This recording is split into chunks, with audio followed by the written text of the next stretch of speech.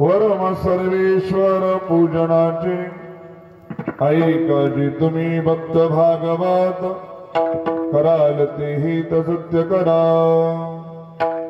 तुका म्हणे एका देहाचे अवयव, तुका म्हणे एका देहाचे अवयव सुख दुःख जीव भोग पावे। ऐकाजी तुम्ही भक्त भागवत कराल तेही सत्य करा। विठ्ठला विठ्ठला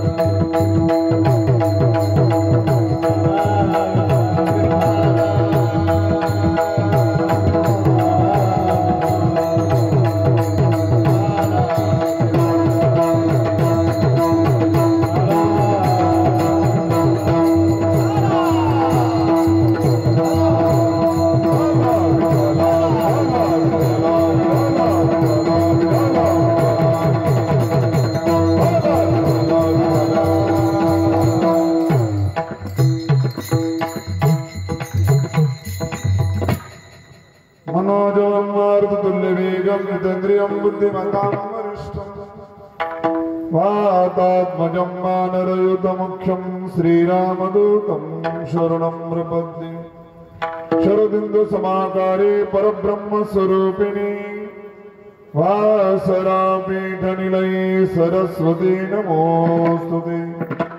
सदाशिवसमारम्भां शङ्कराचार्यमध्यमाम् अस्मदाचार्यपर्यन्तां वन्दे गुरुपरम्पराम्।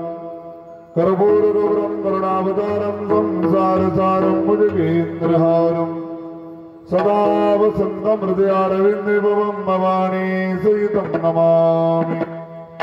गङ्गातरङ्गरमणीयजटाकलापं गौरीनिरन्तरविभूषितवामभागं नारायणप्रियमनङ्गमदापहारम् वाराणसीपुरपतिं विश्वनाथं महायोगपीठे तटे भीमरथ्या वरं पुण्डरीकाय दातुं मुनीन्द्रैः समागत्य तिष्ठन्तमानन्दकन्दं परब्रह्मलिङ्गं भजे पाण्डुरङ्गं। पाण्डुरङ्गाकरो प्रथमनमना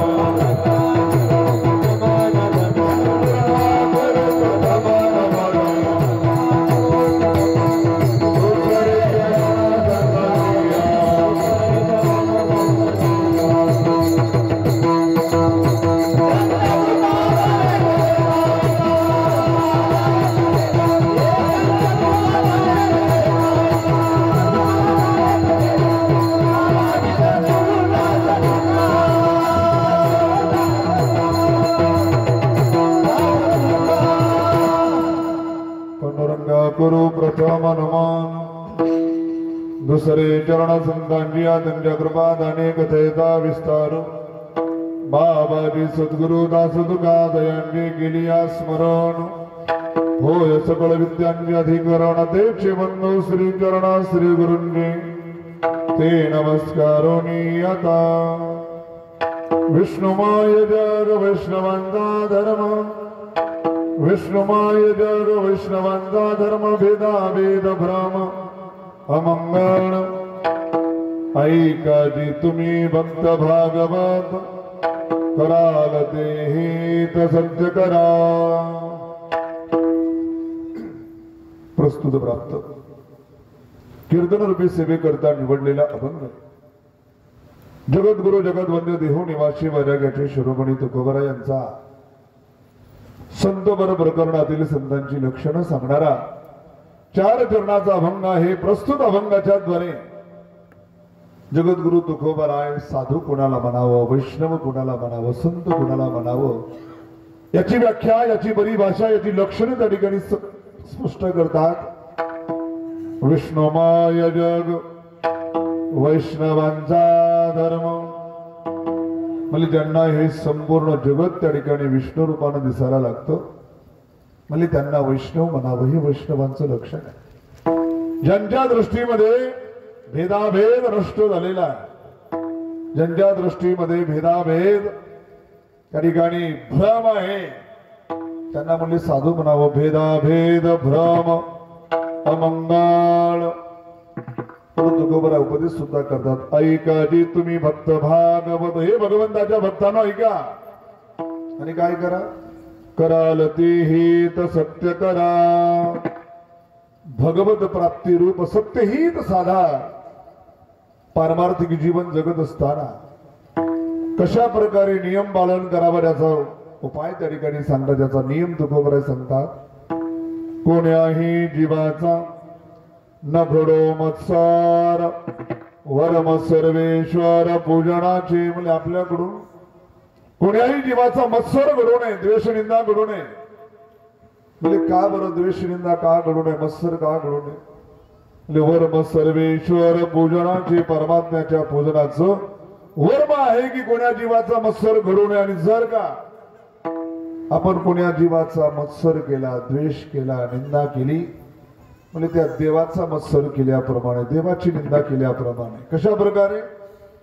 शेवटच्या चरणामध्ये सांगितलं. तुका म्हणे एका देहाचे अवयव सुख दुःख जीव भोग पावे, म्हणजे शरीराला असणारी वेगवेगळी अवयव आहेत, त्या कोणत्याही अवयवाला होणार सुख किंवा दुःख ज्याप्रमाणे जीवाला होतं, त्याप्रमाणे कोण्याही जीवाला त्रास दिला, कोण्याही जीवाचा मत्सर केला, तर त्या परमात्म्याचा मत्सर केल्याप्रमाणे विठ्ठला विठ्ठला.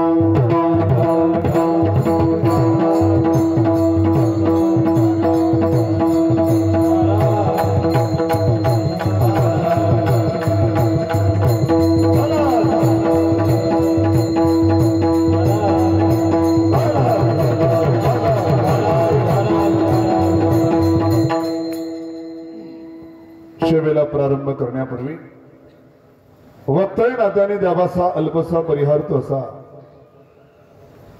भगवंताच्या अशम कृपेने थोर साधू संतांच्या कृपाशीर्वादाने चालत असणारा हा अखंड हरिनाम सप्ताह लता श्रीमद भागवत कथा ज्ञानीत पवित्र सोमेश्वर भगवंताच्या दरबारामध्ये, मारुतींच्या दरबारामध्ये संपूर्ण वडीकर ग्रामस्थांच्या सहकार्याने चालत असणारा हा नामसप्ताह. आणि या नामसप्ताहातील आजची 6व्या दिवसाची कीर्तनरूपी सेवा ग्रामस्थांच्या वतीने, कार्यकर्ते मंडळीच्या वतीने, महाराज मंडळीच्या वतीने आजचे यजमान, अन्नदान कीर्तनकार, सर्व यजमान असणारे शिंदेवाडा, पाटीलवाडा यांच्याद्वारे ही सेवा माझ्याकडे आलेली आहे. आणि या सेवेकरता उत्तम अशा प्रकारची गुणजन मंडळी, आपल्या भागाचं वैभव असणारे आमचे हरिभक्त परायण सुभाष महाराज उपस्थित आहेत.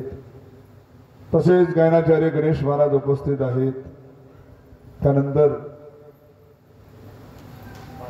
बालासाहेब महाराज उपस्थित आहेत. पायघन गुरुजी उपस्थित आहेत. निवडीकर आहेत. गुरु भगवानराव निवडीकर आहेत. आदी करून सर्व गुणजन मंडळी, मृदंगावरती उद्धव महाराज आहेत. गुरु हरिभक्त परायण गणेश महाराज आहेत. आणि आपण सर्व देवावर, संतावर, धर्मावर प्रेम करणारी धर्मप्रेमी सज्जन भक्तिमती माता आपल्या सर्वांच्या उपस्थितीमध्ये प्राप्त वेळेमध्ये सेवा करायची. विठ्ठला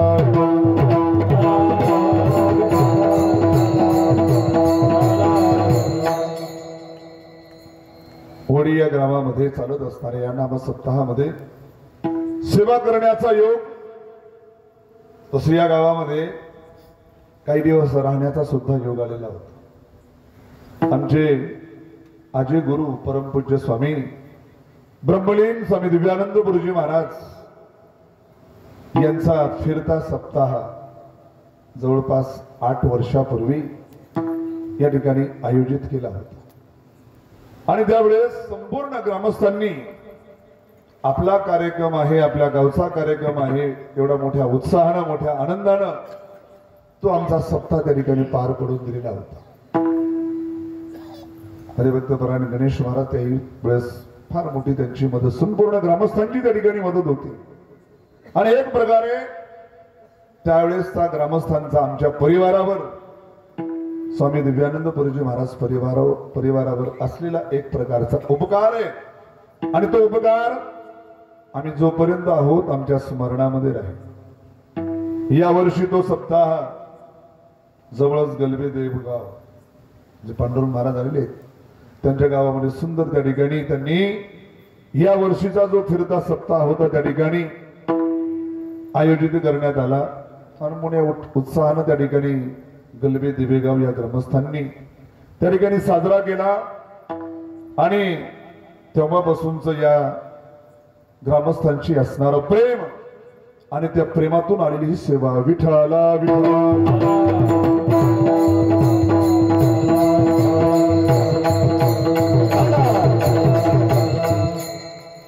सेवेकरता निवडलेला अभंग जगद्गुरु तुकोबारायांचा.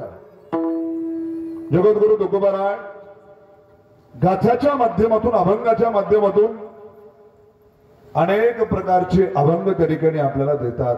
अनेक प्रकारचे अभंग तुकोबारांनी लिहिले, ज्यामध्ये काही अभंगामध्ये देवाच्या नामाचं महत्व गायलं. देवाचं नाव काय आहे, देवाचं नाव कसं आहे, देवाचं नाव घेतल्यानं काय होतं त्याला म्हटलं गेलं नामपर प्रकरण. काही अभंगामध्ये त्या ठिकाणी उपदेश केला संतांनी, त्याला म्हटलं गेलं उपदेशपर प्रकरण. काही अभंगामध्ये तुकोबारांनी देवाकडे मागणं मागितलं, मागणीपर अभंग म्हटल्या गेले. काही अभंगामध्ये तुकोबारांनी संत सांगितले, त्याला संतपर प्रकरण म्हटल्या गेले. त्या अनेक प्रकरणामध्ये एक प्रकरण आहे, ज्या प्रकरणाचं नाव संतपर प्रकरण. आणि त्या संतपर प्रकरणामध्ये तुकोबारांनी तुम्हासाठी संत सांगितले, संत मांडले आपल्या समोर. मला संत सांगण्याचे तुकोबारांचे प्रकार तीन. एक प्रकार आहे तुकोबारांनी संत सांगितले चरित्राच्या माध्यमातून, तुकोबारांनी संत सांगितले महिमेच्या माध्यमातून, आणि तुकोबारांनी संत सांगितले लक्षणाच्या माध्यमातून. चरित्र, महिमा आणि लक्षण. अहो मला चरित्र, आम्ही संतांचं चरित्र का बरं घ्यावं, ऐकून घ्यावं, का बरं त्या ठिकाणी वाचावं. आमच्या जीवनामध्ये संतांचं चरित्र ऐकल्यानं काय होणार आहे.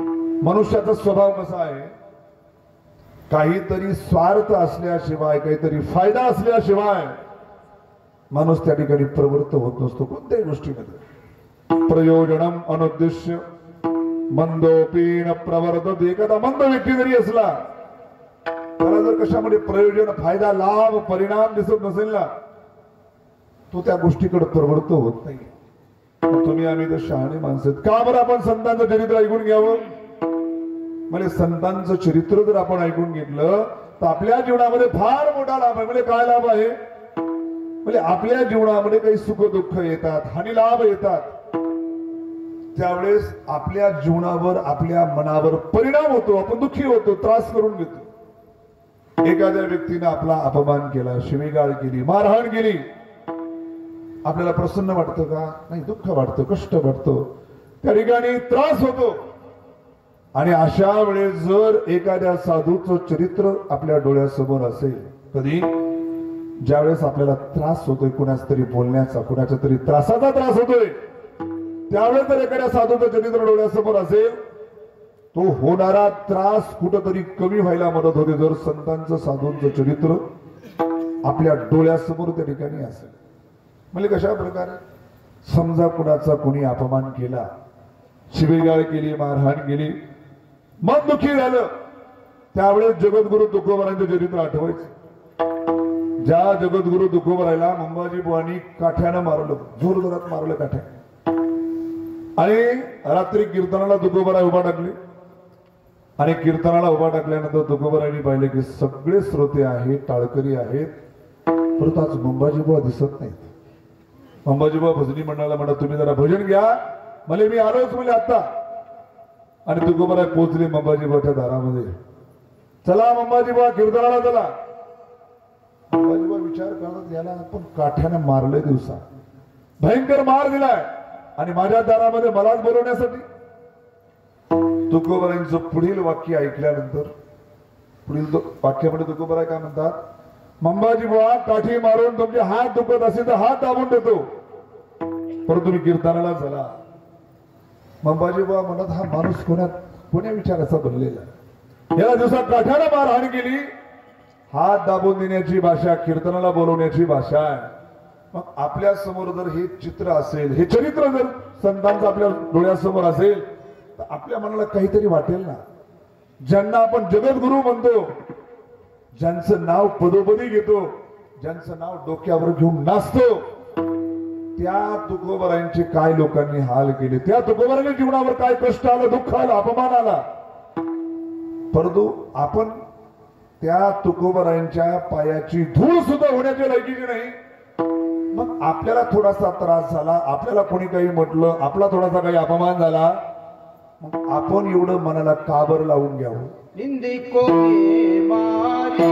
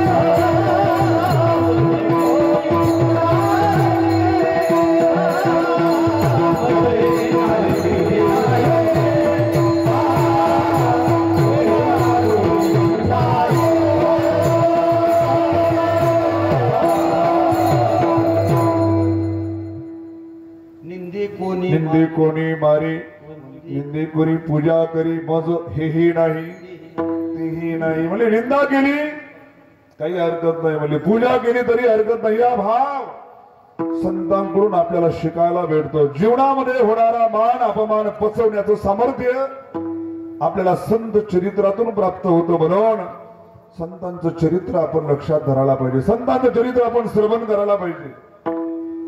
रस्त्यावरून चलता चलता एखाद्यानं गुटखा खाल्लेला, तंबाखू खाल्लेली, पान खाल्लेलं आणि सहज बाहेर जाणं ते मटेरियल टाकते वेळी जर त्याचे काही थेंब आपल्या कपड्यावर आले, चुकून आले, जाणून मजून नाही, आपण काय म्हणतो दिसत नाही का, डोळे गेले का तुझे, त्रास होतो की आपल्या कपड्यावर हात थुंकलाय. त्याच वेळेस नाथ महाराजांचं चरित्र आठवावं. चुकून नाही, 2-4 थेंब नाही, एकदा नाही, 100 वेळापेक्षा जास्त वेळा अंगावर थुकणारा कोणी भावगीतला नाही, सोयरा नाही. यवन मुस्लिम समाजाचा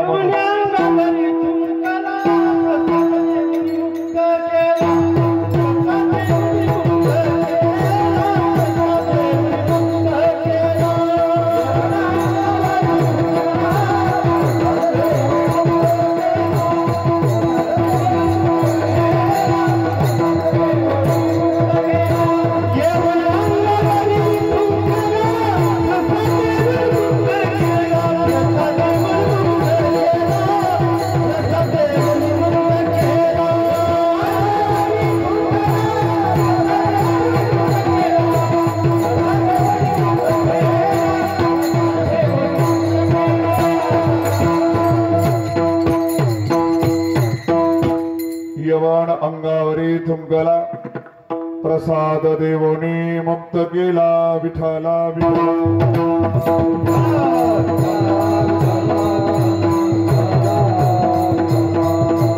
नाथ महाराजांचं चरित्र कुठं, आपलं चरित्र कुठं, ज्या संतांना आपण आदर्श मानतो त्यांच्या जीवनातला काहीतरी आपण सहनशीलतेचा गुण घ्यावा ही शिकवण आपल्याला संत चरित्रातून प्राप्त होते. म्हणून संतांचं चरित्र श्रवण करावं, ऐकावं. दुसरं म्हणजे महिमा. महिमा का बरं संतांचा आपण घ्यावा, का ऐकावा? म्हणजे महिमा जाणल्याशिवाय आपण साधूकडे जाणारच नाही, संतांकडे जाणारच नाही. म्हणजे महिमा दोन प्रकारची महिमा आहे. एक महिमा आहे चमत्काराची महिमा आणि दुसरी आहे ज्ञानाची महिमा. म्हणजे चमत्काराची महिमा कशाला म्हणतात? आपण सर्वजण या ठिकाणी आहात. आपल्यापैकी प्रत्येक जण ज्ञानोबराला त्या ठिकाणी मानतो, ज्ञानोबराय. परंतु आपल्यापैकी ज्ञानोबरायला मानणाऱ्यामध्ये दोन वर्ग आहेत. एक वर्ग असा आहे तो म्हणतो ज्ञानोबराय खूप मोठे आहेत. म्हणजे कशावरून मोठे आहेत? म्हणजे ज्ञानोबरायांनी रेड्यामुखी वेद बोलवले म्हणून ज्ञानोबराय मोठे आहेत. अहो म्हणजे ज्ञानोबराय खूप मोठे आहेत. कशावरून? म्हणजे त्यांनी भिंत चालवली म्हणून ज्ञानोबराय मोठे आहेत. एक म्हणतो ज्ञानोबरायांनी आपल्या पाठीवरती मांडे भाजले म्हणून ज्ञानोबराय मोठे आहेत. म्हणजे संतांचा चमत्कार पाहून नमस्कार करणारा एक वर्ग. आणि दुसरा एक वर्ग म्हणतो ज्ञानोबराय मोठे आहेत. कशामुळं? म्हणजे त्यांनी आपल्याला ज्ञानेश्वरी दिली म्हणून ज्ञानोबराय मोठे आहेत. ज्या ज्ञानोबरायांनी आपल्याला अमृत अनुभव दिला, हरिपाठ दिला, अभंग दिले, ज्ञानेश्वरी दिली म्हणून ज्ञानोबराय मोठे. संतांचा त्याग, संतांचं तप, संतांचं ज्ञान पाहून संतांकडे आकर्षित होणारा एक वर्ग आणि संतांच्या चमत्काराकडे पाहून आकर्षित होणारा एक वर्ग. म्हणजे कोणता वर्ग कुणीकडे आकर्षित होतो? म्हणजे ज्याचा परमार्थ वरवरचा परमार्थ आहे ना, तो त्या ठिकाणी चमत्काराला पाहून नमस्कार करतो. म्हणजे वरवरचा परमार्थ म्हणजे काय? म्हणजे ज्याचा परमार्थ कामापुरता परमार्थ आहे. काही काम पडलं तर देवाकडे जाणारा, देवाचं भजन करणारा, साधना करणारा, त्याला म्हणावं कामापुरता भक्त. आणि अशा प्रकारचा भक्त कुठं कोणत्या देवाच्या कृपेनं, कोणत्या साधूच्या कृपेनं काय भेटतं याच्याकडे त्याचं लक्ष असतं. म्हणून त्याला म्हणावं चमत्काराला पाहून नमस्कार करणारा भक्त. म्हणजे काय हरकत आहे? चमत्काराला पाहून जरी साधूकडे गेला तरी लाभच होणार आहे. साधूकडे जाणं महत्वाचं आहे. म्हणजे साधूकडे जाणं महत्वाचं आहे. परंतु जात असताना हे पाहावं तो साधू फक्त चमत्कारीच नसावा, त्याच्याकडे ज्ञान सुद्धा असावं. विठ्ठला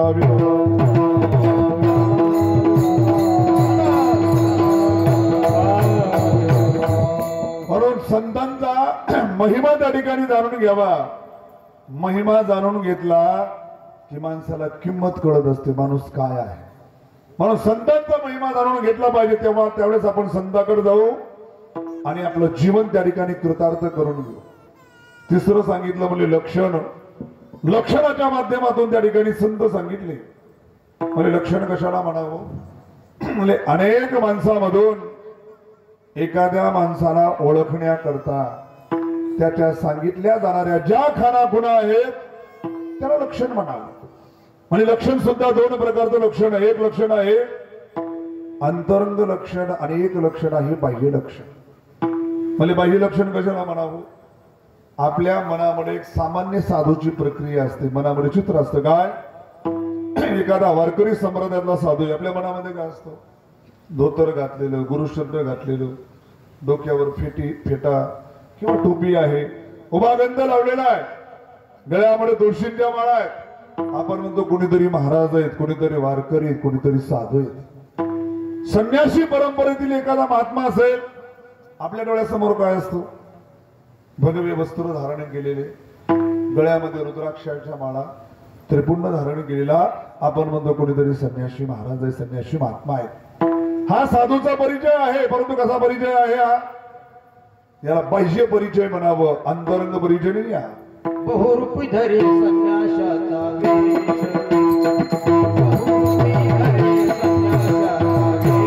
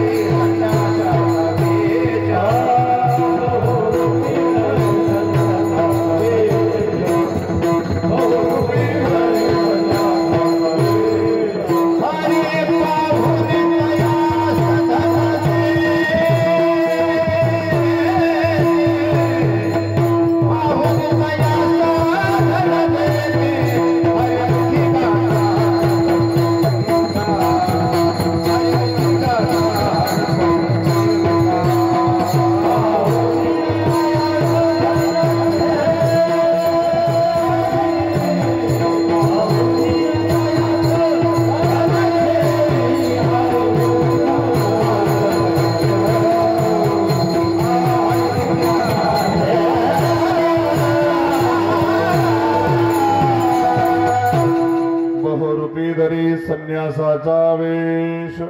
म्हणून संतांच्या साधूंच्या बाह्य लक्षणाला कधी महत्व दिलं नाही. मला याच्यामध्ये धोकाधडी होऊ शकते. एखादा असाधू साधूच्या वेशामध्ये येऊ शकतो आणि अशा घटना घडतात. अमरनाथ यात्रेमध्ये त्या ठिकाणी खूप सुरक्षा असते की लोकांचं रक्षण व्हावं, कारण आतंकवाद्याचा गड येतो आणि त्या ठिकाणी त्या लोकांचं रक्षण व्हावं, यात्रेकरूंचं रक्षण व्हावं, कडेकोट बंदोबस्त असतो. त्यांना राहण्याकरता बनवलेलं शिबिर, त्याची खूप त्या ठिकाणी सुरक्षा असते. आणि एखाद्या आतंकवाद्याला बॉम्बस्फोट घडवायचा, मग आतंकवादी साधूचा वेश धारण करतात. जाडी वाढवायची, केस वाढवायचे, भगवे कपडे घालायचे आणि मिलिटरी मॅन वाले त्या ठिकाणी त्यांना काय वाटतं, संन्यासी महात्मा आहे, याच्यापासून काय धोका आहे, देशाला धोका आहे. ज्या बोले बाबाजी आपको चेक नाही करणार. बाबाजीला तसंच पाठवलं आणि बाबाजीच्या खिशामध्ये जर असले बॉम्ब तर काय होईल. आणि घटना घडलेल्या आहेत. साधूच्या वेशामध्ये जाऊन त्या ठिकाणी बॉम्बस्फोट घडवलेले. पण संतांनी बाह्य लक्षणाला तेवढं महत्व दिलं नाही जेवढं त्या ठिकाणी अंतरंग लक्षणाला महत्व दिलंय. विठ्ठला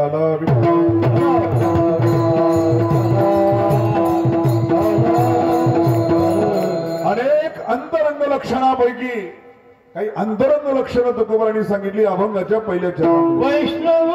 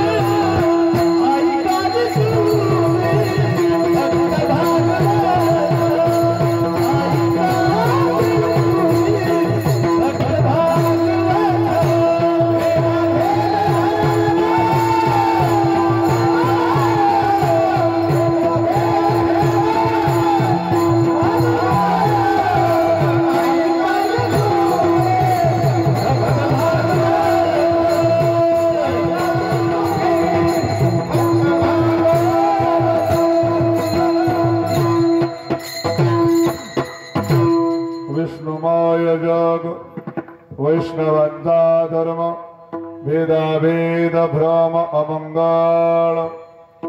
म्हणजे संतांचं अंतरंग लक्षण त्या ठिकाणी तुकोबाराय प्रकट करतात. म्हणजे साधू कुणाला म्हणावं, वैष्णव कुणाला म्हणावं. म्हणजे तुकोबारांनी शब्द काय वापरला, वैष्णवांचा धर्म.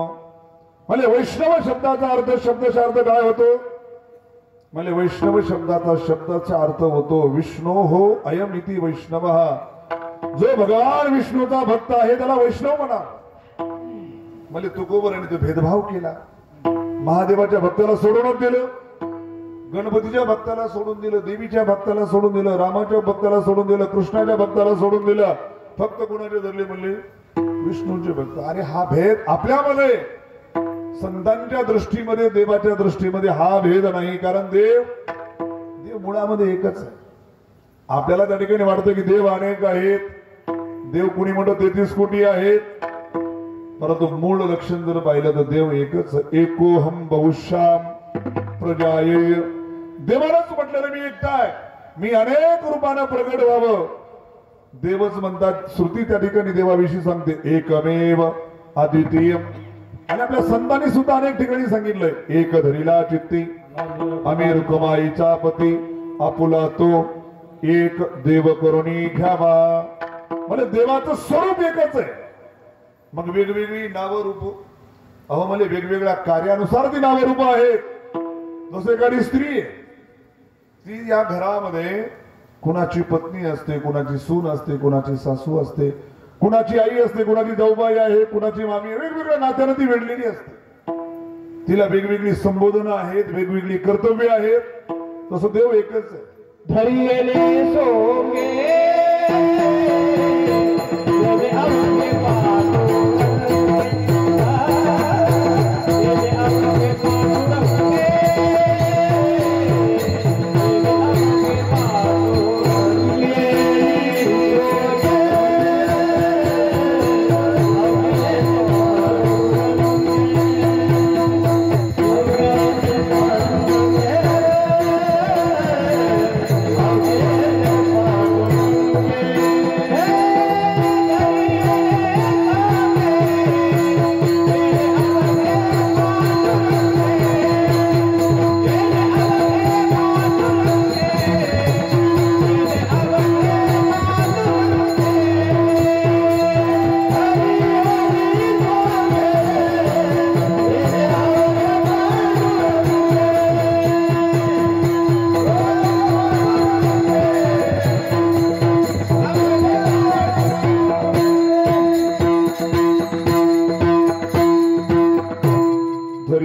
सोंगे तिने अवघे पांडुरंगे. त्या देवाला जगाचा उत्पत्ती करता म्हटल्या जातं, जगाचं पालन करता म्हटलं जातं, जगाचा संहार करता म्हटलं जातं. देव एकच आहे. म्हणून त्या ठिकाणी तो देवाचा भक्त, या देवाचा भक्त, हा भेद आपल्यामध्ये भेद आहे, भक्तामध्ये भेद आहे.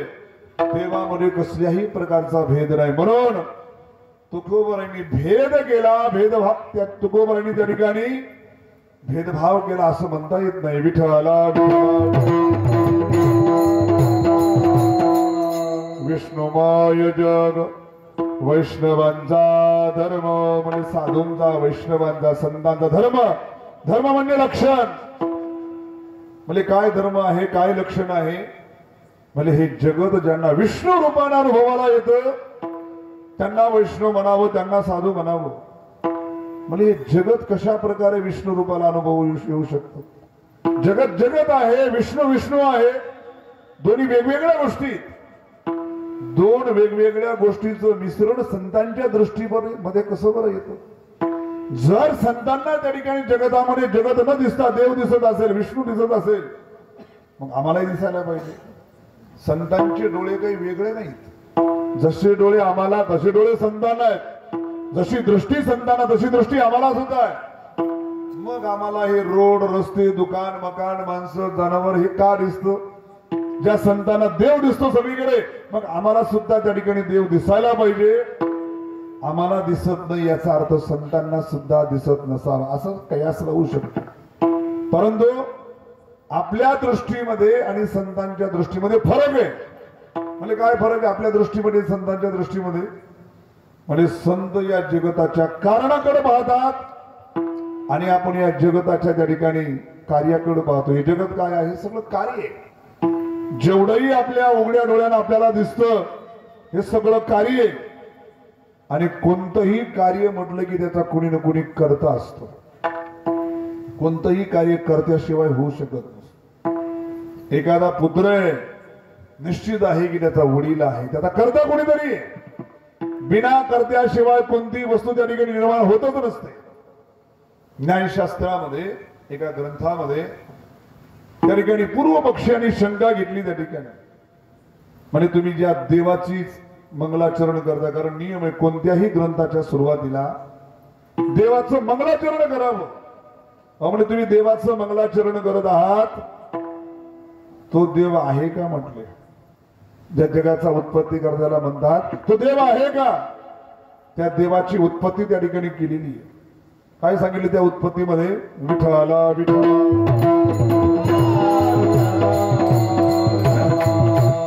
शुद्ध अंकुरादिकम कर्तृजन्यम कार्यत्वात् यत यत कार्यम तत्तत् कर्तृजन्यम. म्हणजे या जगामध्ये जे जे कार्य आहे त्याचं कारण कोणीतरी असतं. म्हणजे क्षिती अंकुरादिकम. क्षिती, क्षिती म्हणजे पृथ्वी, माती आणि मातीतून येणारा अंकुर, हे कार्य. क्षिती अंकुरादिकम कार्यम. बरं त्याचा करता कोण आहे. मातीचं निर्माण आपण करू शकतो का. म्हणजे नाही, मातीचं निर्माण आपण करू शकत नाही. जमिनीतून अंकुर आपण काढू शकतो का? म्हणजे आपण काढू शकत नाही. मग ते कार्य आहे. या कार्याचा कुणी ना कुणी करता असणार, ते करता आपण असू शकत नाहीत. आपण मातीचं निर्माण करू शकत नाहीत. आपण जर मातीचं निर्माण केलं असतं, वीट भट्ट्यावाल्याने जागच्या जाग्याच माती निर्माण केली असते. कोणाच्या मागे नसतं लागावं लागलं, आणा इकडून माती आणा. नाही, आपण मातीचं निर्माण करू शकत नाही. अंकुराचं निर्माण करू शकतो का? अंकुराचं निर्माण जर आपण करू शकलो असतो, आपण जून महिन्याची वाट पाहत बसलो नसतो. आपण एप्रिल मध्येच कापसं लावले असते आणि उगवले असते. आपल्या हातामध्ये नाहीये. मग या गोष्टी कार्य आहेत. याचा करता कोणीतरी असणार आणि तो करता आपण नाही. तो करता कोण आहे? म्हणजे परमात्मा आहे. तसं अखिल जगाचा त्या ठिकाणी कारण कोण आहे? म्हणजे तो परमात्मा आहे. विठ्ठला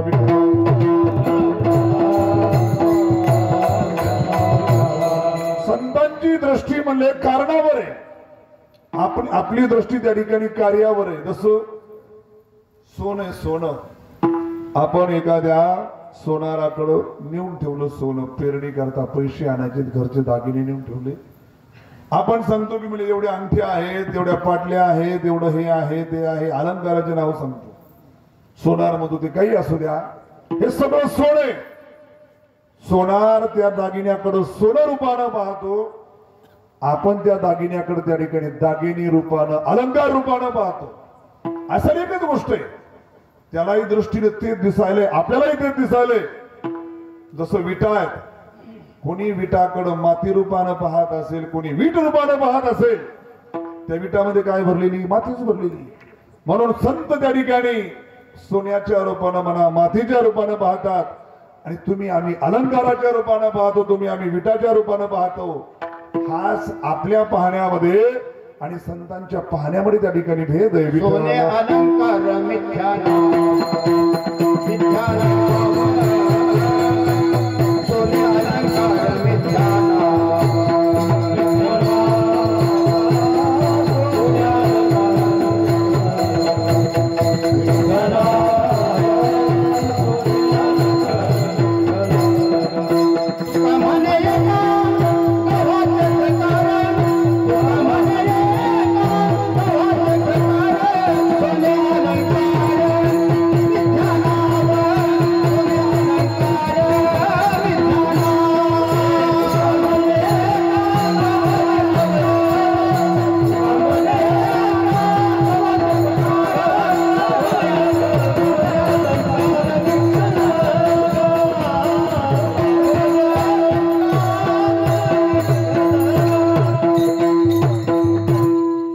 सोने एका देवाचे गव्हाचे प्रकार, तुका म्हणे एका गव्हाचे प्रकार. सोने अलंकार मिथ्या नाम, सोने अलंकार मिथ्या नाम. मिथ्या नाव. म्हणजे सोन्याला आणि अलंकाराला याच्यामध्ये जर पाहिलं तर म्हणजे कुणाला त्या ठिकाणी मिथ्या म्हणावं? अरे अलंकार हे त्या ठिकाणी उपाधी आहे आणि त्याचं मूळ तत्व काय आहे? म्हणजे सुवर्ण आहे, सोनं आहे. विठ्ठला विठ्ठला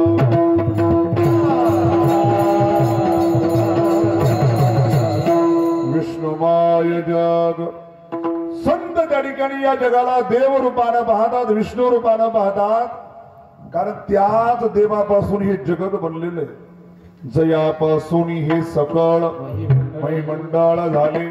हीच गोष्ट वेदानं उपनिषदानं सांगितली. यतो वा इमानी भूतानी जायन्ते तेन जातानी जीवन्ति. त्याच भगवंतापासून हे जगत बनलेले. म्हणून या जगताकडे संत पाहतात तर देव रूपानं पाहतात. तुम्ही आम्ही पाहतो तर म्हणजे त्या ठिकाणी जगत रूपानं त्या ठिकाणी पाहतो, संसार रूपानं पाहतो. दुसऱ्या प्रकारानं पाहिजे झालं आपल्या दृष्टीमध्ये आणि संतांच्या दृष्टीमध्ये भेद कसा आहे? विठ्ठला वेदांतामध्ये एक फार दृष्टांत दिला जातो. कोणता? म्हणजे एखादा दोरीचा तुकडा आहे आणि त्या दोरीच्या तुकड्याला हलक्याशा अंधकारामध्ये हलक्याशा प्रकाशामध्ये जर पाहिलं म्हणजे भास झाला, कशाचा? सापाचा भास झाला. आणि सापाचा भास झाला की भीती वाटायला लागली. ज्यानं पाहिलं तर ओरडायला लागला, साप निघाला, साप निघाला, काठी आणा, बॅटरी आणा. पूर्ण घरामध्ये गोंधळ, साप निघाला म्हणून. दोघा जण काठ्या घेऊन आले, दोघा जण बॅटरी आणल्या. एक जण दगड उचलला मारण्याकरता, एक जणांना बॅटरी चमकवली आणि चमकवल्या बरोबर अरे मला इथं दोरी साप नाहीये. दोरी ज्यावेळेस दोरी रूपानं कळाली मग त्या दोरीवर तुडवायला लागले, इकडून तिकडं झाले, मग कोणी भेट नव्हतं. रजुवारी भाषे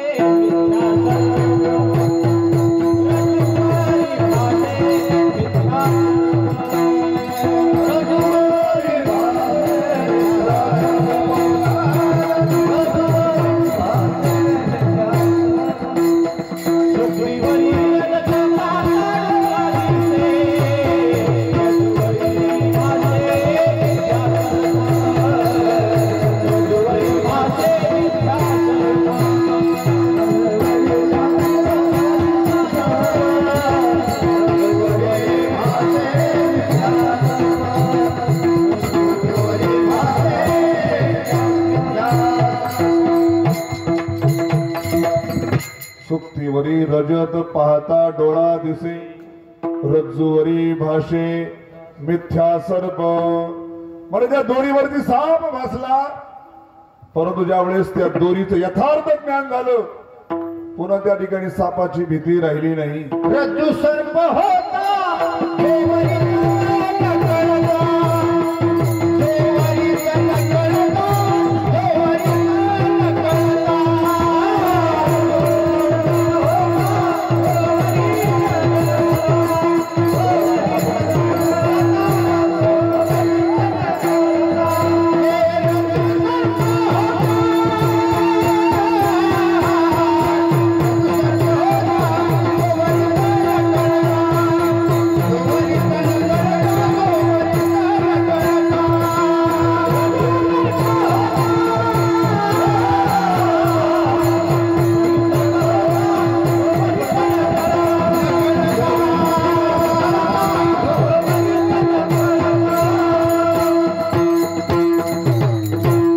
रज्जू सर्प होता होता, जो वरीच न कळता.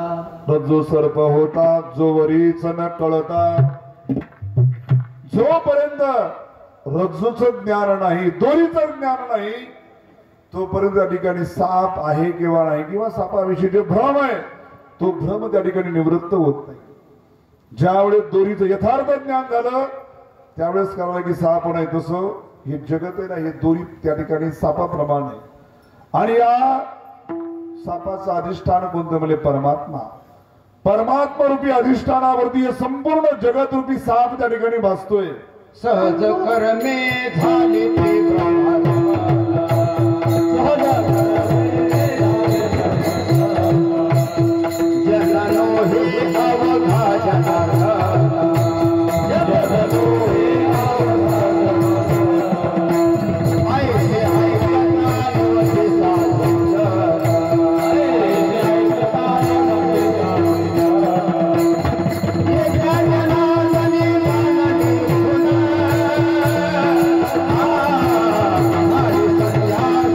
संदेह माझा गेला,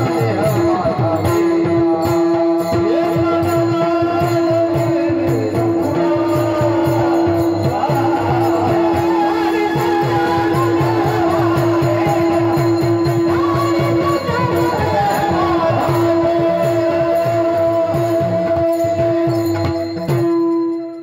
सहज कर्मे झाली ती ब्रह्मार्पण, सहज करणे झाले ते ब्रह्मार्पण. जननो हे अवघा जनार्दन, जन नव्हे अवघा जनार्दन. ऐसे ऐकता निवती साधू जना, ऐसे ऐकता निवती साधू संत. एका जनार्दनी बाणली खून, एका जनार्दनी बाणली खूण. विठाला मला संत त्या ठिकाणी ज्यावेळेस मूळ तत्वाला जाणतात ना त्यावेळेस त्या मूळ तत्वावर जेवढा काही भास आहे, आभास आहे, भ्रम आहे, तो भ्रम त्या ठिकाणी निघून जातो. परत त्याला जाणावं काय लागतं, मूळ तत्वाला जाणावं लागतं. असं दोरीला जाणलं की त्या सापाचा भास होता, तो भास त्या ठिकाणी समाप्त होतो. म्हणजे वेदांतामध्ये तशा प्रकारचा नियम आहे. म्हणजे परमात्मा काय आहे म्हणजे अधिष्ठान आहे, आणि त्या अधिष्ठान रूपी परमात्म्यावरती भासणारं हे संपूर्ण जगत आहे. म्हणजे जसं दोरीचं ज्ञान जोपर्यंत होत नाही तोपर्यंत त्या ठिकाणी साप भासायला लागतो, तसं देवाचं भगवंताचं यथार्थ ज्ञान जोपर्यंत होत नाही तोपर्यंत हे जगत आपल्याला भासणार, हे जगत आपल्याला दिसणार, हे जगत आपल्याला खरं वाटायला लागणार. अहो म्हणले ह्या जगताचं खरं वाटण्याचं आणि त्या ठिकाणी खोटं वाटण्याचं आणि याचा संबंध काय? म्हणजे वेदांत शास्त्रामध्ये काही नियम सांगितले म्हणजे काय? एक आहे अधिष्ठान, एक आहे अध्यस्त आणि एक आहे अध्यास. अधिष्ठान कशाला म्हणावं? ज्याच्यावर भास होतो त्याला म्हणावं अधिष्ठान, जे भासल्या जातं त्याला म्हणावं अध्यस्त आणि भासल्या जाणाऱ्या प्रक्रियेला म्हणतात अध्यास. जसं दृष्टांतामध्ये दोरी आहे अधिष्ठान, साप आहे अध्यास, अध्यस्त आणि दोरीवरती साप भासणं हा आहे अध्यास. आणि दृष्टांतामध्ये म्हणजे परमात्मा आहे अधिष्ठान आणि त्या परमात्म्यावरती भासणारं जगत आहे अध्यस्त. परमात्म्यावरती जगत भासणं याला म्हणावं अध्यास. विठ्ठला वेदांतामध्ये आणखी एक नियम सांगितला म्हणजे कोणतीही वस्तू जी अधिष्ठानावर त्या ठिकाणी अध्यस्त असते, भासलेली असते, ती अधिष्ठानापेक्षा वेगळी नसते, अधिष्ठान स्वरूप असते. तसं त्या दोरीवरती भासलेला साप त्याची वेगळी सत्ता आहे का कुठं? म्हणजे नाही, तो भासला होता. तसं हा परमात्मा आहे. परमात्म्यावरती भासणारं जगत म्हणजे त्याची स्वतंत्र सत्ता कोणतीच नाही. आणि मग त्याची सत्ता काय आहे? म्हणजे त्याची सत्ता आहे अधिष्ठान स्वरूप. आणि या जगताचं अधिष्ठान परमात्मा, म्हणून या जगताचं वेगळं स्वरूप नसून अधिष्ठान स्वरूप आहे. आणि अधिष्ठान कोण आहे? परमात्मा. म्हणजे या जगताचं खरं रूप काय आहे? तर त्या ठिकाणी अधिष्ठान स्वरूप, परमात्मा स्वरूप, देव स्वरूप. म्हणून संतांना हे जगत देव रूपानं, विष्णू रूपानं अनुभवाला येतं. विठ्ठला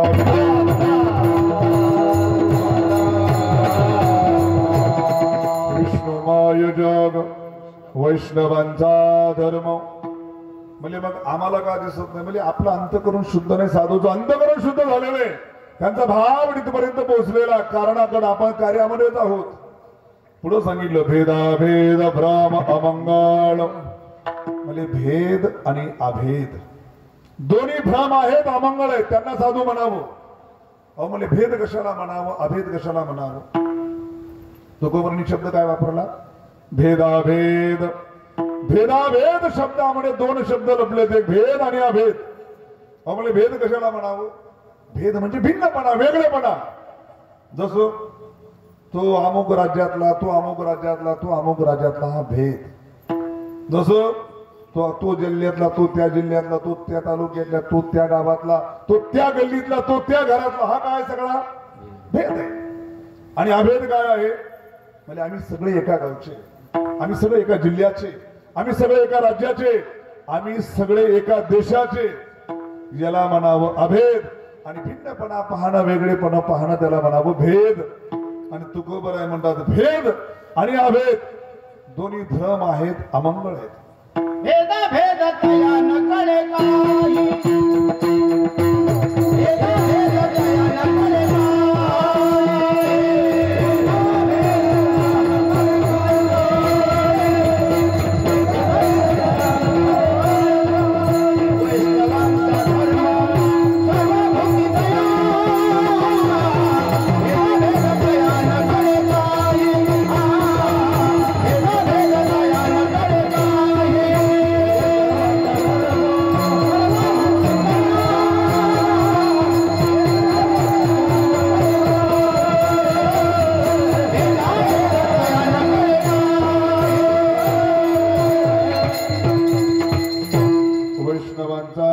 सर्वाभूती दया. भेदाभेद न कळे, भेदाभेद तया न कळे काही, भेदाभेद तया न कळे काही. संतांचं लक्षण सांगणार प्रमाण. विठ्ठला संतांच्या दृष्टीमध्ये भेदभाव नाही म्हटले. म्हणजे भेदाचे प्रकार किती? म्हणजे भेदाचे वेदांतामध्ये बरेच प्रकार सांगितले. जीवाचा जडाचा भेद, जीवाचा ईश्वराचा भेद, ईश्वराचा जडाचा भेद, तो वेगळा, तो वेगळा, तो वेगळा, हा भेद. म्हणजे नेमका कोणता भेद? म्हणजे सगळे प्रकारचे भेद. म्हणजे पहिला भेद जर पाहायचा झाला जीवाचा आणि ईश्वराचा असणारा भेद, म्हणजे हा भेद खरा आहे की खोटा आहे? जीव आणि ईश्वर एक आहेत की वेगळे? आम्हाला एक कसे असू शकतात? जीव जीव आहे, ईश्वर ईश्वर आहे. ईश्वराची बराबरी म्हणजे जीव कसा करू शकेल? म्हणजे ईश्वर कसा आहे? आम्हाला ईश्वर जगाला बनवतो, जगाचं पालन करतो, जगाचा संहार करतो. आणि जीव म्हणजे एका परिवाराचं पालन पोषण करायला त्याला त्रास होतो. तो त्या ठिकाणी काय जगाचं पालन करणार? देवाची सत्ता आणि जीवाची सत्ता पहिली बघितली, देवाचं सामर्थ्य आणि जीवाचं सामर्थ्य बघितलं, फार फरक दिसून येतो. म्हणजे त्या भगवंताचा एक अवतार कृष्ण अवतार, ज्या कृष्ण अवतारानं काय केलं म्हणजे एका करंगळीवरती गोवर्धन पर्वत उचलला. गोवर्धन पर्वत केवढा म्हणजे त्याची परिक्रमा जर करायची झाली 22 किलोमीटरची परिक्रमा आहे. एवढा गोवर्धन पर्वत नुसत्या करंगळीवर उचलला. आपण जीव म्हटले, आपण काय उचलू शकतो आपल्या करंगळीवरती? अहो करंगळीवरती काय उचलणार म्हणले? एका तांब्या सुद्धा करंगळीवर धारण करू शकणार नाही.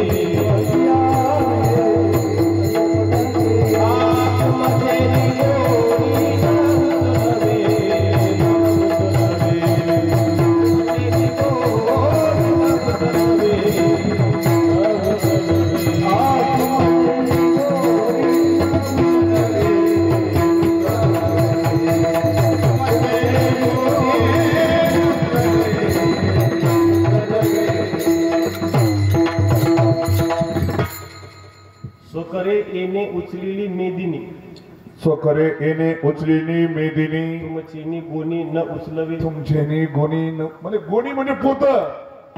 भगवंतानं काय मेदिनी, मेदिनी म्हणजे पृथ्वी उचलली. पोत्याची गोष्ट काय, पूर्वी एक एक माणूस एका कुंटलाचं पोत उचलायचं, हे काळ होत. ज्यावेळेस शेतामधून बैलगाडीमध्ये धान्य यायचं, एक कुंटलाचं पोत, आता कुंटलाचं पोत मारणारा माणूसच राहिला नाही. म्हणून माणसानं आजकाल पोते बी ठेवले नाही. पहिले विचारायचे किती पोते झाले, आता म्हणत किती कट्टे झाले. कट्टे आले कारण माणसाचं तशा प्रकारचं सामर्थ्यच राहिलं नाही.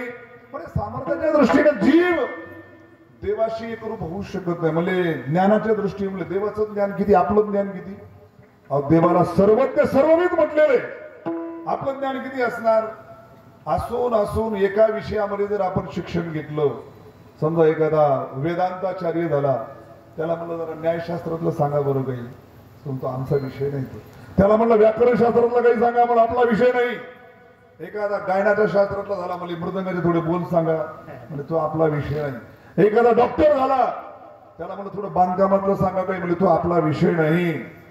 माणसानं आयुष्यभर जरी काही शिकलं ना, वेगवेगळे विषय जाऊ द्या, जो आपला विषय आहे त्या विषयाचं सुद्धा संपूर्ण ज्ञान आपल्याला होऊ शकत. एखादा डॉक्टर झाला, त्याच्याकडे गेला एखादा, मला डोळा दुखतोय, मला मी हृदयाचा डॉक्टर आहे, डोळ्याचा नाही. हो मला वेगवेगळ्या रोगाचे वेगवेगळे डॉक्टर, वेगवेगळ्या क्षेत्रातले वेगवेगळे डॉक्टर. बांधकामाचा विभाग जर पाहिला नाही, मला आपण नुसता नक्षा काढून देतो, गजे कसे वापरायचे त्याचा इंजिनियर वेगळा, आत कशा प्रकारे घर सजवायचं त्याचा इंजिनियर वेगळा, लाईट फिटिंग कशी करायची त्याचा इंजिनियर वेगळा. माणसाचं ज्ञान फार तुटपुंज ज्ञान आहे. म्हणून माणसानं कधी अहंकार करू नये. माणसाला जेव्हा अहंकार होईल ना, माणसानं देवाला आठवावं की देव किती मोठा आहे, देव किती ज्ञानी आहे. माणूस थोडस काही शिकतो आणि माणूस एवढा अहंकार धारण करतो, त्याला वाटतं माझ्यासारखा मीच मोठा.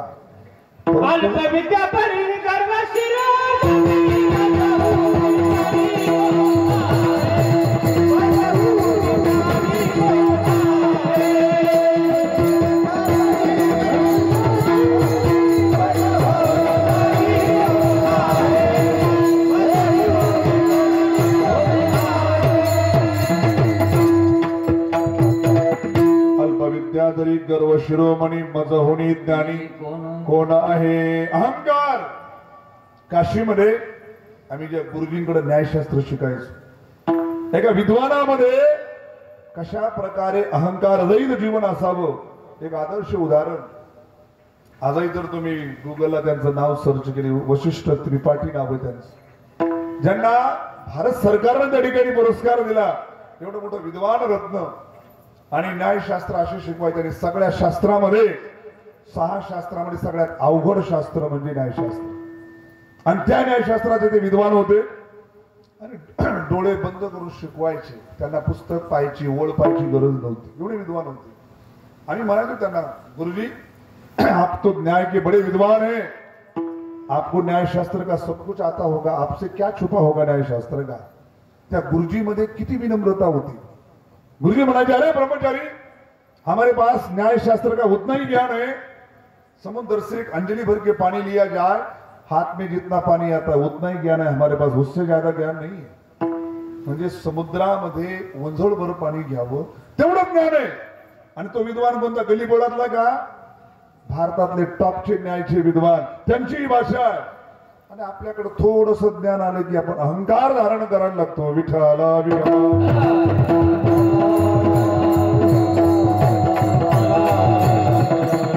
देवाचं ज्ञान मोठं आहे आणि आपलं ज्ञान फार अल्प आहे. म्हणजे मग देवामध्ये आपल्यामध्ये तो भेदच आहे. म्हणजे भेद दिसतो, परंतु भेद कसा, म्हणजे उपाधीचा भेद आहे, वास्तविक भेद नाही. उपाधीच्या योगानं त्या ठिकाणी आपण म्हणतो की देव वेगळा मी वेगळा आहे. ईश्वर कुणाला म्हणावं, म्हणजे माया अवच्छिन्न चैतन्याला ईश्वर म्हणावं. जीव कशाला म्हणावं, म्हणजे अंतकरण अवच्छिन्न किंवा अज्ञान अवच्छिन्न चैतन्याला त्या ठिकाणी जीव म्हणावं. दोघाकडे उपाधी, एकाकडे मायाची एकाकडे अज्ञानाची. दोघांनी उपाधीचा त्याग केला त्या ठिकाणी जीव जीव राहत नाही, जीव शिव स्वरूपाला प्राप्त होतो. उदाहरण द्यायचं झालं, आकाशामध्ये सूर्य, खाली 1000 रांजणं भरून ठेवली पाण्यानं. दुपारच्या वेळेस त्या 1000 रांजणामध्ये 1000 सूर्याची प्रतिबिंब दिसायला लागली. याचा अर्थ 1000 सूर्य झाले का, सूर्य एकच आहे, परंतु त्या रांजणाची उपाधी आली, पाण्याची उपाधी आली, म्हणून 1000 सूर्य दिसायला लागले. तसं तुम्ही आम्ही काय आहेत, आपलं शरीर म्हणजे काय, रांजणच आहे. आणि आपल्या या रांजण रूपी शरीरामध्ये अंतःकरण मन रूपी पाणी आहे. आणि त्या मनरूपी पाण्यामध्ये परमात्म्याचं पडलेलं प्रतिबिंब, ज्याला आपण जीवात्मा म्हणायला लागतो. तो जीवात्मा या शरीराला तुम्ही म्हणाला, रांजणाला तर म्हणतो मी आहे, पाण्याला तर म्हणतो मी आहे. रांजण फुटला, पाणी वाहून गेलं, कुठं गेलं ते सूर्याचं प्रतिबिंब, म्हणजे आपल्या मूळ स्वरूपामध्ये गेलं. तसं आपण सुद्धा या रांजणाला मी म्हणायला लागलो. हा रांजण माझा नाही, म्हणजे शरीर माझं नाही, शरीर मी नाही. या शरीरामध्ये अंतःकरण असलं, ते अंतःकरण सुद्धा मी नाही, इंद्रिय मी नाही. या तत्वावर ज्यावेळेस जीव पोहोचतो, तो जीव जीव राहत नाही, तो शिव स्वरूपाला प्राप्त होतो. विठ्ठला म्हणून देवामध्ये आणि जीवामध्ये भेदच नाही. वेदानं शास्त्रानं सुद्धा सांगितलं, जीवो ब्रह्मैव न अपरः. तुका म्हणे कैती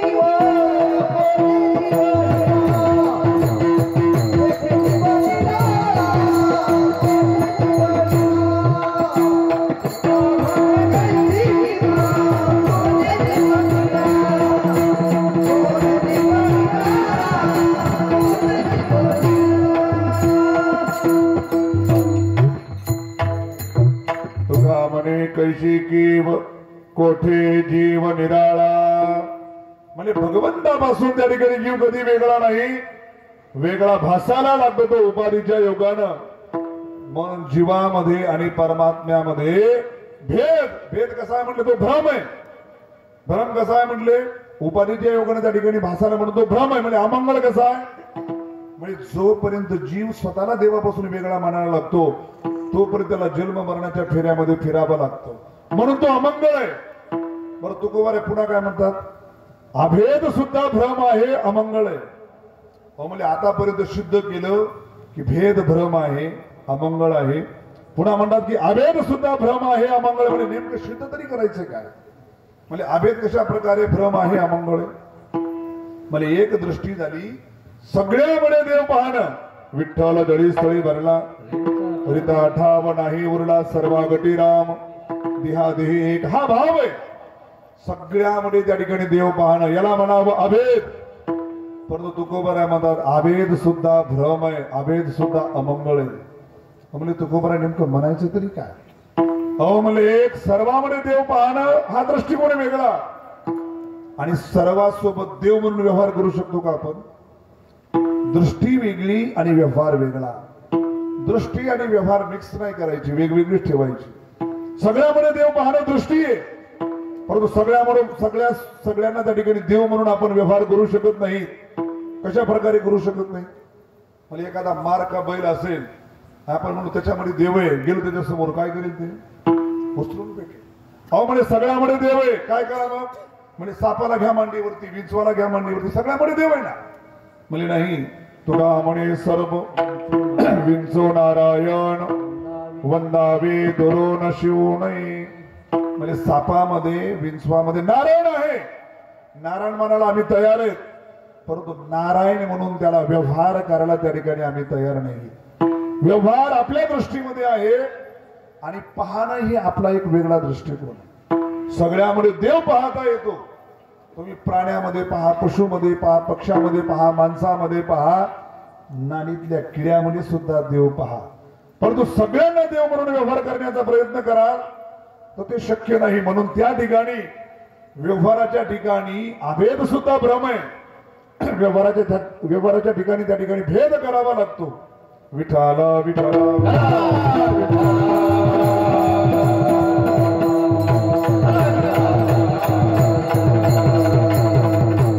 उदाहरण द्यायचं झालं समजेल असं. कशा प्रकारे? म्हणजे कीर्तन झाल्यावर तुम्ही घरी गेला, घरी गेल्यावर एखादा मातृभक्त आहे, आईची सेवा करणार आहे आणि त्या आईला सांगितलं, आई तुझे पाय दुखताय, तुझी तब्येत बरी नाही, मी तुझे पाय दाबून देतो. आणि तो आईची सेवा करत होता. त्याची पत्नी कीर्तनाला होती. अहो म्हणजे आज महाराजांनी कीर्तनामध्ये काय सांगितलं माहितीये का? म्हणजे हो काय? म्हणजे सगळ्यामध्ये देव सारखा आहे. विठ्ठल दळी स्थळी भरला, हरी व्यापक सर्वत्र समान. म्हणजे हो, मग तुमच्या आईमध्ये जेवढा देव आहे ना तेवढा देव माझ्यामध्ये सुद्धा आहे. आणि माझे पण पाय दुखतात, आईचे पाय दाबणं झाले, माझे दाबून द्या. तुमच्या आईमध्ये जेवढा देव आहे, असं नाही सांगितलं महाराजांनी की आईमध्ये मोठा देव, बायकोमध्ये छोटा देव. सगळ्यामध्ये देव सारखा आहे, मग माझे पाय दाबू द्या. जमतं का? देव म्हणून व्यवहार करणं वेगळा विषय आणि देव पाहणं वेगळा विषय. अजून पुढचं उदाहरण द्यायचं झालं, मला एखाद्या शिष्यानं गुरुला प्रश्न केला, मला गुरुदेव नेहमी मी तुमच्या पाया का बरं पडावं, मी तुमची सेवा का करावी? तुमच्यामध्ये जेवढा देव तेवढा माझ्यामध्ये देव आहे. आपण काय करू? म्हणजे 15 दिवसाच्या बाऱ्या आले, मी 15 दिवस तुमच्या पाया पडायचं, मी तुमच्या 15 दिवस सेवा करायची, पुढच्या 15 दिवस गुरुदेव तुम्ही माझी सेवा करायची, तुम्ही माझ्या पाया पडायचं. जमतं का? नाही जमत. व्यवहार व्यवहाराच्या ठिकाणी आणि दृष्टी दृष्टीच्या ठिकाणी. विठ्ठलाला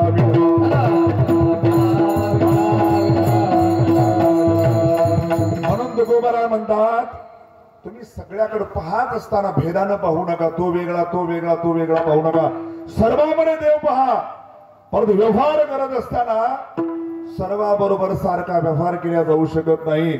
व्यवहारामध्ये त्या ठिकाणी भेदच करावा लागतो. म्हणून त्या ठिकाणी व्यवहारामध्ये अभेद भ्रम आहे, अमंगळ आहे. आणि दृष्टीमध्ये त्या ठिकाणी भेद भ्रम आहे, मंगळ आहे. विठ्ठला विष्णुमय जग वैष्णवांचा धर्म, भेदाभेद भ्रम अमंगळ. आणि तुकोबाराय काही उपदेश करतात, तो दुसऱ्या चरणामध्ये.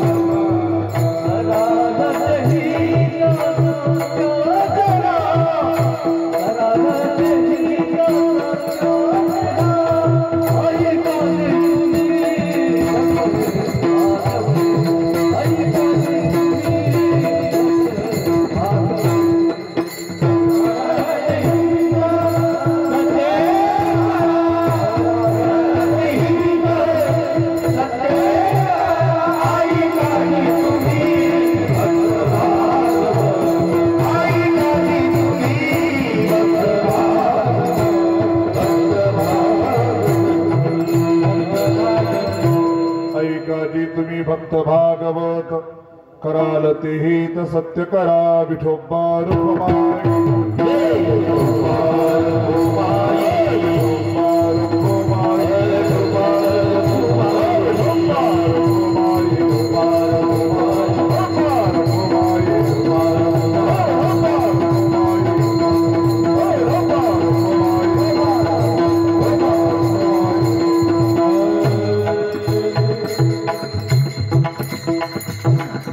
विष्णुमय जग वैष्णवांचा धर्म भेदाभेद भ्रम अमंगळ ऐकाजी तुम्ही भक्त भागवत कराल तेही तर सत्य करा हे भगवंताच्या भक्तांनो ऐका आणि काय करा कराल तेही तर सत्य करा म्हणजे सत्यहित करा म्हणजे सत्यहित कशाला म्हणावं काय केलं म्हणजे सत्यहित आपण संसारामध्ये हिताच्या भावना वेगवेगळ्या म्हणतो एखाद्याला नोकरी लागली आपण म्हणतो हीच झालं त्याचं कल्याण झालं जीवाचं एखाद्याचं लग्न होत नसेल लग्न झालं आपण म्हणतो त्याचं कल्याण झालं हीच झालं एखाद्याला मुलबाळ होत नसेल मुलबाळ झालं म्हणतो त्याचं हीच झालं एखाद्यानं घर बांधलं आपण म्हणतो हीच झालं एखाद्यानं जमीन घेतली आपण म्हणतो हीच झालं आपल्या हिताच्या भावना वेगळ्या परंतु खरं हित कशाला म्हणावं म्हणजे जे हित प्राप्त झाल्यावर दुसरं हित व्हावं ही कामना जिथं शिल्लक राहत नाही त्याला खरं हित म्हणावं संसारामध्ये असं कोणतं हित एक भेटलं की सगळं भेटल्यासारखं आहे का असं काही एखाद्याकडे भरपूर संपत्ती आहे तो म्हणतो सगळं खरं आहे आपल्याला मुलबाळ नाही तो दुःखी आहे मग एखाद्याकडे मुलबाळ भरपूर आहे म्हणजे आपल्याकडे गरिबी खूप आहे एखाद्याकडे गरिबी नाही मुलबाळ भरपूर आहे श्रीमंती आहे म्हणजे शरीरच बरोबर नाही अमुक रोग झालेले काही खाता येत नाही पिता येत नाही घरी सगळे काही आनंद घेता येत नाही संसाराचा एखाद्याकडे तब्येत चांगली आहे संपत्ती भरपूर आहे मुलं बाळ आहेत तरी दुःखी म्हणजे का काय करायचं मला एवढी संपत्ती एवढा पैसा एखादा पद तरी पाहिजे ना आपल्याकडे कमीत कमी गावचा सरपंच तरी पाहिजे म्हणून म्हटलेले कोई तन दुखी कोई मन दुखी कोई धनबी न रहत उदास थोडे थोडे सब दुखी सुखी हरी के दास संसारामध्ये जे आपल्याला हित वाटायला लागतं जी आपल्या आवडीची गोष्ट वाटायला लागते कालांतरानं तीच आपल्यासाठी वेगळ्या रूपानं वाटायला लागते काही आज जी गोष्ट आपल्याला चांगली वाटायला लागते काही महिन्यानं तीच वाईट वाटायला लागते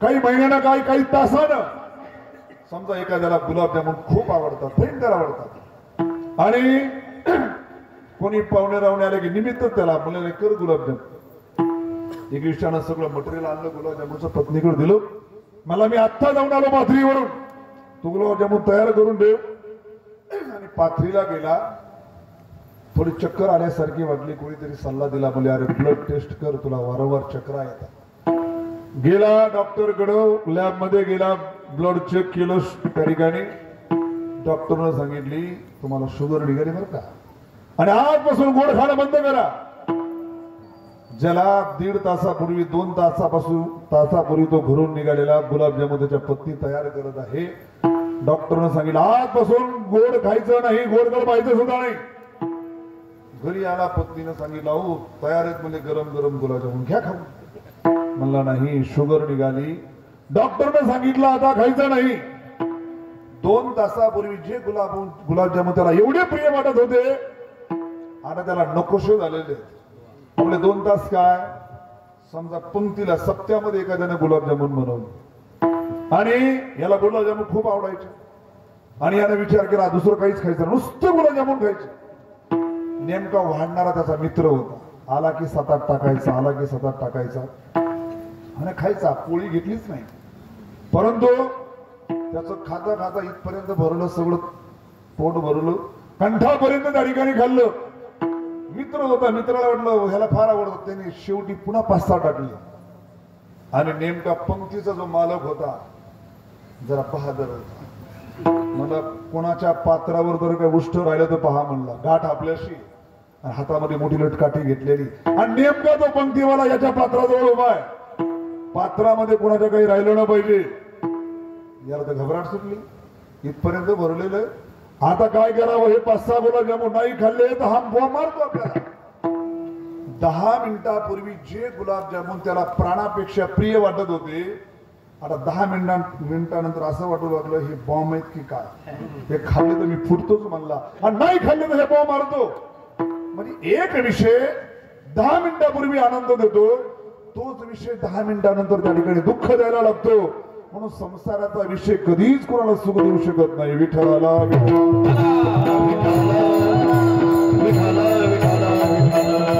संसारातले विषय बदलत राहतात. आज ह्याच्यात सुख वाटतं, उद्या त्याच्यात सुख वाटतं, परवा त्याच्यात सुख वाटतं. तशा प्रकारे समजा एखाद्याकडे सगळे घरदार आहे, परिवार आहे, सगळे पत्नी आहे, परंतु मूलबाळ नाहीये. त्याला वाटतं एकदा मुलगा झाला नाही, एक आपलं कल्याण झालं जीवाचं, झाला देवाच्या कृपेने मुलगा झाला. अगोदर त्याला कल्याण हित वाटत होतं फक्त मुलगा होण्यामध्ये. झाला मुलगा म्हणजे आता याला चांगल्या शाळेमध्ये, इंग्लिश शाळेमध्ये, इंग्लिश स्कूलमध्ये याला ऍडमिशन द्यायचंय, मुलाला मोठं बनवायचंय, डॉक्टर बनवायचंय. चांगल्या शाळेमध्ये ऍडमिशन दिलं, वर्ग दर वर्ग करतो, 10वीला गेला. म्हणजे 10वीला याला चांगले मार्क्स पडले पाहिजे तर याला चांगल्या कॉलेजला ऍडमिशन भेटेल. हित कशा दिसायला लागलं 10वीच्या परीक्षेमध्ये. झाली परीक्षा, चांगले मार्क्स पडले, म्हणजे डॉक्टर बनवायचे, लातूरला, नांदेडला चांगल्या कॉलेजला टाकायचे, आणि नीट परीक्षेमध्ये चांगले मार्क पडले पाहिजे म्हणजे जीवनाचं कल्याण होईल.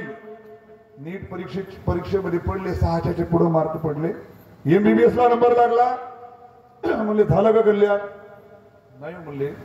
एका 4-5 वर्ष गेले, आमचे डॉक्टर साहेब तयार झाले, मग चिंताच मिटली. म्हणले आपण परमार्थ करायला मोकळे, म्हणले आपल्या मागे दायित्व एवढंच होतं की त्याला डॉक्टर बनवणं. डॉक्टर बनवलं. अगोदर काय वाटत मुलगा व्हावा म्हणजे सुख, आता वाटतं की मुलगा डॉक्टर झाला म्हणजे सुख. अहो म्हणजे चला ना, आता झाले ना त्याचे 5 वर्ष, डॉक्टर झाला. नाही म्हणजे शेवटचं एकदा त्याचा दवाखाना टाकून दिला ना, त्याला सेटल करून दिलं ना, मग आपण निवांत. झाला डॉक्टर झाला, त्याला चांगल्या पॉइंटवर दवाखाना टाकून दिला. म्हणजे आता चला हरिद्वारला कथा, म्हणजे चला हरिद्वारला. नाही हो म्हणजे डॉक्टर साहेबांची जेवायची व्यवस्था होत नाही.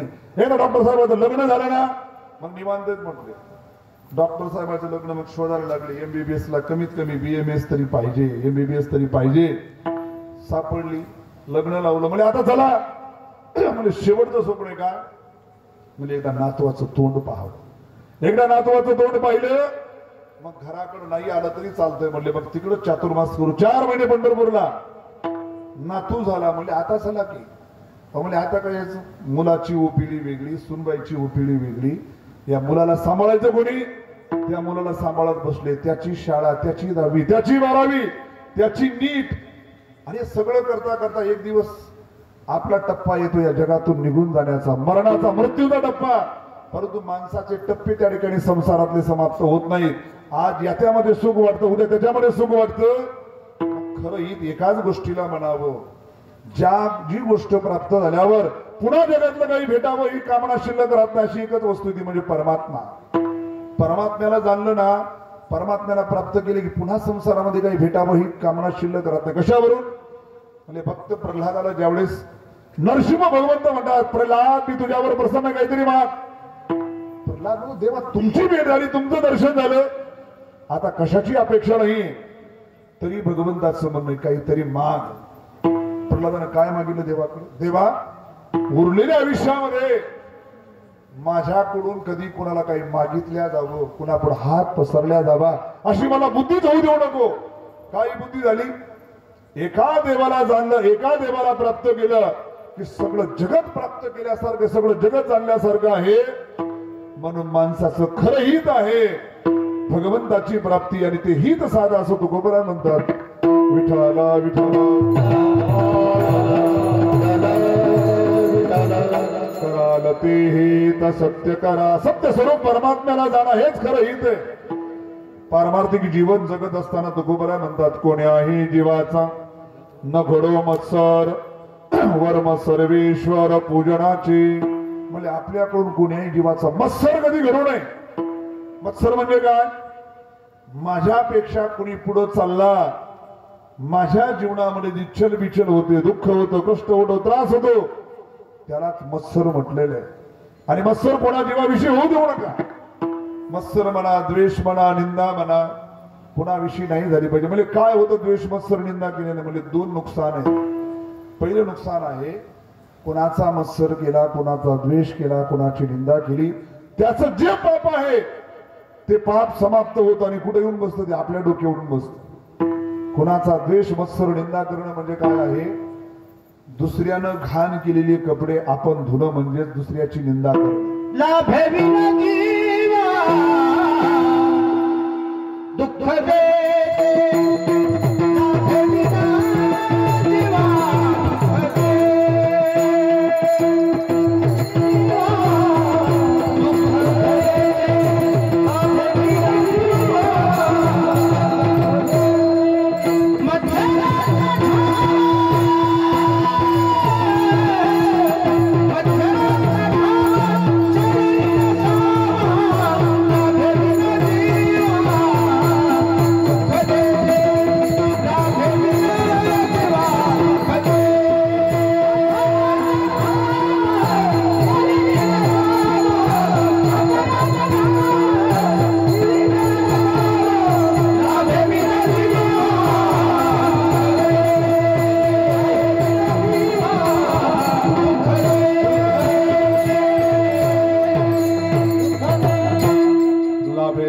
जीव दुःख देती. मत्सराचा ठाव शरीरी नसावा. मत्सराचा ठाव शरीरे नसावा. कोणता मत्सर?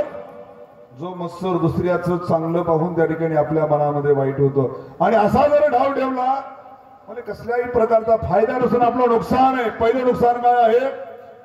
त्याचं पाप प्रक्षालन होतं आणि त्याचं पाप आपल्या डोक्यावर येऊन बसतं. म्हणून कुणाचा द्वेष करू नये, कुणाचा मत्सर करू नये, कुणाची निंदा करू नये. दुसरं नुकसान काय आहे? म्हणजे जर आपण दुसऱ्याचा द्वेष मत्सर निंदा करत राहिलो, आपल्या डोक्यामध्ये द्वेष मत्सर निंदा करणं म्हणजे काय हे आपल्या डोक्यामध्ये ठेवणे.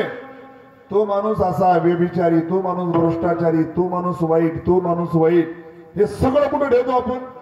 हे सगळं आपण आपल्या डोक्यामध्ये ठेवतो. ज्या ज्या वेळेस तो व्यक्ती समोर येतो त्या वेळेस ते डोक्यात लगेच बाहेर येत. आपल्या मोबाईल मध्ये जर आपण एखादी गोष्ट सेव्ह केली, तिला काढावं लागतं, त्या फाईल मध्ये जावं लागतं, त्याला ओपन करावं लागतं. परंतु डोक्याची फाईल नाही आपोआप ओपन होते. याच्यामध्ये सेव्ह केलेलं भरपूर आहे. माणूस समोर आला आपोआप ती फाईल ओपन होते की हा माणूस व्यभिचारी, हा माणूस भ्रष्टाचारी, हा माणूस चोर, हा माणूस असा, हा माणूस तसा. मग दुसऱ्याला पाहून आपल्या डोक्यामध्ये वाईट विचार का बरं यावेत? आपलं काय भलं होणार त्यानं? आपलं डोकं आहे, स्वतःचं डोकं आहे. आपण आपला 40,000चा 50,000चा मोबाईल घेतलेला आपण दुसऱ्याचेच फोटो काढत राहिलो, दुसऱ्याचेच शूटिंग करत राहिलो, दुसऱ्याचेच व्हिडिओ बनवत राहिलो. आणि ज्यावेळेस आपल्या घरी काही कार्यक्रम आहे, आम्हाला काढा फोटो, काढा व्हिडिओ, नाही म्हणजे मेमोरी संपली. अरे मेमोरी तुझ्यासाठी होती, ती तुझा मोबाईल होता, दुसऱ्याचे फोटो दुसऱ्याचे व्हिडिओ का बरं काढले? तसं आपलं डोकं हे आपल्यासाठी, आपल्या चांगल्या कामासाठी, चांगला अभ्यास करण्यासाठी, चांगला विचार करण्यासाठी. परंतु या डोक्यामध्ये आपण कचरा भरून ठेवला, तो तसा, तो तसा, तो तसा. आणि मग त्याच्यामध्ये वाजवीपेक्षा जास्त कचरा झाला. जसं मोबाईल मध्ये जास्त डाटा झाला की मोबाईल हँग पडतो, मोबाईल सुधरत नाही, काय करावं. तसं आपल्या डोक्यामध्ये, सुपीक डोक्यामध्ये, ज्या डोक्याद्वारे चांगला विचार केला जाऊ शकतो, चांगला परमार्थ केला जाऊ शकतो, चांगला अभ्यास केला जाऊ शकतो, आणि त्या डोक्यामध्ये जर आपण कचरा भरला, तो तसा, तो तसा, तो तसा, कचरा डब्यामध्ये किंवा उकिरड्यावर कधी चांगले विचार येत नसतात. त्याच्यामध्ये विचार वाईटच येणार. परंतु आपण लक्ष ठेवत नाही की आपण काय करतो, कुणी कुणाविषयी काही चांगलं सांगत असेल आपण कधीच आपल्या मनामध्ये सेव्ह करत नाही. आपण म्हणतो पाहिल्याशिवाय काय करत. कुणी जर सांगितलं ना, हो हा माणूस फार चांगला आहे, नवरात्रीमध्ये अनुष्ठान करतो, नुसत्या पाण्यावरती त्या ठिकाणी अनुष्ठान करतो, अरे म्हणजे काय खरं सगळं झोपल्यावर खात असेल काहीतरी, विश्वास नाही चांगल्या गोष्टीवरती. कुणी म्हणलं अहो त्या महाराजाचं असं असं ऐकलं, हो माझ्या मी कानावर होतं, उडत उडत मी ऐकलं होतं. लगेच आपण शेव करतो. कुणी कुणाची निंदा करत असेल कान लावून ऐकतो, असं का? कुणाचं चांगलं कुणी माईक लावून जरी सांगत असेल ना, त्याच्यावर विश्वास नाही करणार. परंतु दुसऱ्याचा काहीतरी वाईटपणा, दुसऱ्याचा कमजोरपणा आपल्या मनामध्ये लगेच आपण स्थापन करतो. आणि मग या मनामध्ये हे भरलेलं राहत. जो तो माणूस दिसेल लगेच ती फाईल ओपन होते, तो तसा, तो तसा, तो तसा. चांगलं कुणी दिसतच नाही आपल्याला. म्हणून कुणी कुणाविषयी काही वाईट सांगत असेल ना, हात जोडा, नको बस सांगू नको. माझं डोकं का खराब करून घ्यायचं? तू तुझ्या डोक्यामध्ये ठेव, माझ्या डोक्यामध्ये मी तेच ठेवणार. कोणत्याही माणसाला पाहिजे की माझ्या मनामध्ये चांगलेच विचार आले पाहिजे, माझ्या मनामध्ये वाईट विचार नाही आले पाहिजे. वाईट माणसाला पाहिजे की वाईट विचार येणारच. मग त्याचा वाईट पण आपण जाणून का घ्यायचा, त्याच्यामधला चांगला पण घ्या ना. या जगामध्ये दोन्ही गोष्टी मिक्स आहेत. आपल्याला घेता आलं पाहिजे. राजहंसासारखं पाणी आणि दूध एकत्र करून राजहंस काय करतो? फक्त दूध भक्षण करतो, पाणी सोडून देतो. आपलं उलट काम आहे. आपलं गुण घेत नाही कोणाचे, आपण दुसऱ्याचे दोष ग्रहण करतो. म्हणून आपल्या डोक्याची बर्बादी होते. चांगला संसार करायचा असेल, चांगली एखादी स्पर्धा परीक्षा पास करायची असेल, त्यासाठी अभ्यासासाठी लागणारं जे सुपीक डोके, त्या डोक्यामध्ये जर असा कचरा भरत गेलो, त्या डोक्याने काही चांगलं काम होणार नाही. बुद्धीची सूक्ष्मता लागते. जसं एखादी पेन्सिल आहे, पेन्सिलनं तुम्हाला काही चांगलं द्यायचं असेल, त्या पेन्सिलला काय करावं लागतं? शॉर्पनरनं एकदम कडक करावं लागतं, त्या ठिकाणी टोकदार बनावं लागतं. त्यावेळेस त्यानं स्पष्ट लिहिता येतं.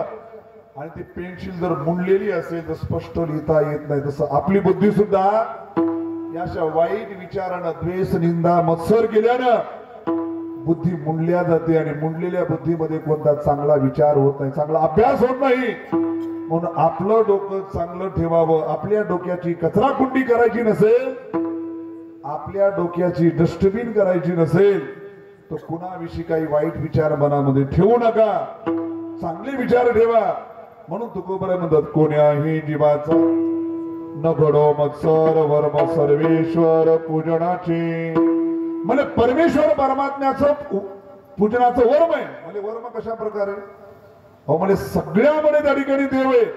आणि तुम्ही कोणाची जरी निंदा केली, कोणाचा जरी द्वेष केला, कोणाचा जरी मत्सर केला, मग सगळ्यामध्ये देव आहे. तर मग पुण्या ना पुण्या देवाचाच मत्सर केल्याप्रमाणे, देवाचीच निंदा केल्याप्रमाणे. म्हणजे कशा प्रकारे ते सांगितलं शेवटच्या जन्मात.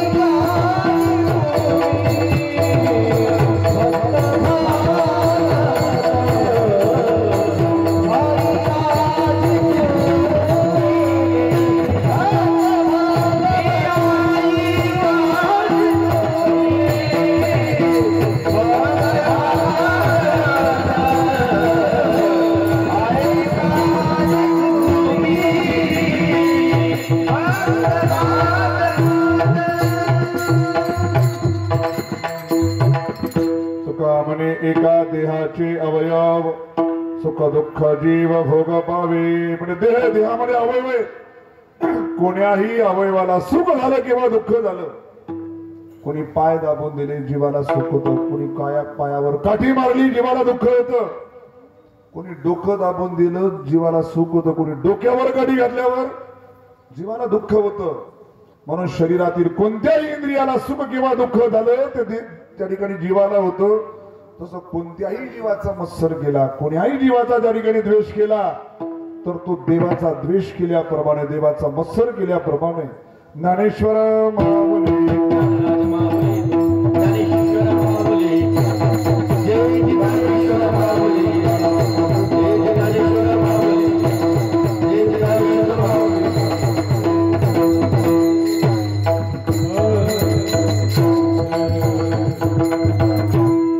हॅलो, श्री हरिभक्त प्राय बळीराम महाराज लेंगसा, श्री हरिभक्त प्राय पांडू महाराज वळशीकर.